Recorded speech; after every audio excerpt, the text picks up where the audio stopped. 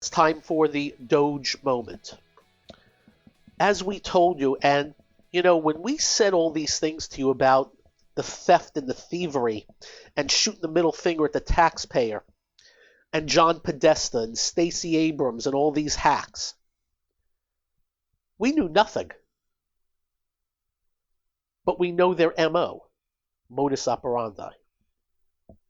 I think we have mentioned John Podesta about 50 times here, that he was given $375 billion of our tax fund, our tax dollars, to hand out for climate. Let me read a highlight. Well, headline. $375 billion EPA slush fund handled by John Podesta gave billions to charities founded only months earlier. They did exactly what I said they would do. There was a frenzy. They ran to Delaware, wherever, and opened up these charities and got billions. They weren't even ashamed. 100 million wasn't enough. A billion wasn't enough. Let's do 5 billion. Let me read.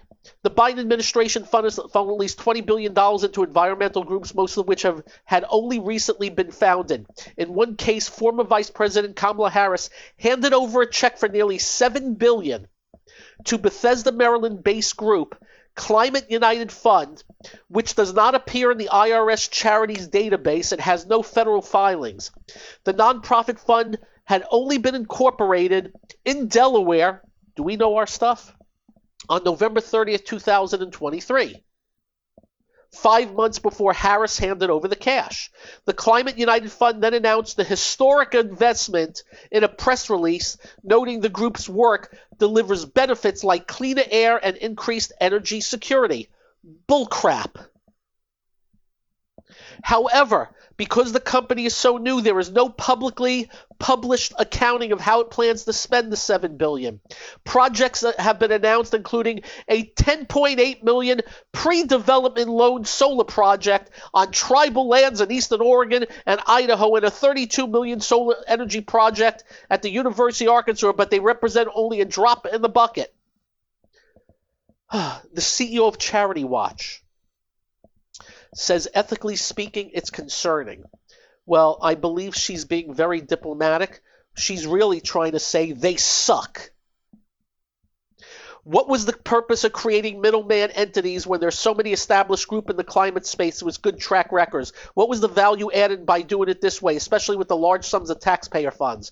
The cash for the charity came from a huge $370 billion slush fund of taxpayer money overseen by Podesta, a political consultant who was chair of Hillary Clinton's failed 2016 bid for president and White House chief of staff to Bill Clinton. We were 1,000% right. And I must tell you that Stacey Abrams went on CNN. She was asked about her participation in these very suspect charities that were created. The CNN dolt let her answer in a way where she didn't say I wasn't involved. She just said, oh, we're doing good work. We're doing this, we're doing that, we're doing this and doing that. You know what the CNN dolt didn't ask? The easiest, most simple question when there is a question about taking billions of our tax dollars and funneling them for nothing. Simple question. Miss Abrams, how much money have you been paid? And who paid you? And for what? But the wimp on CNN didn't want to ask. You know why? Because it's his side. See, I've seen this guy on CNN when it's the other side. Oh, he gives the person a colonoscopy. When it's his side, blah, blah, blah, blah, blah, blah, blah. So they let her off the hook. There is no doubt in my mind, if the Department of Justice goes neck deep into these payoffs, you're going to find people like her, as well as others, taking millions of dollars of payments through all kinds of back channels and making themselves wealthy beyond wealthy based on sleazy, slimy, scummy connections and stealing our tax dollars.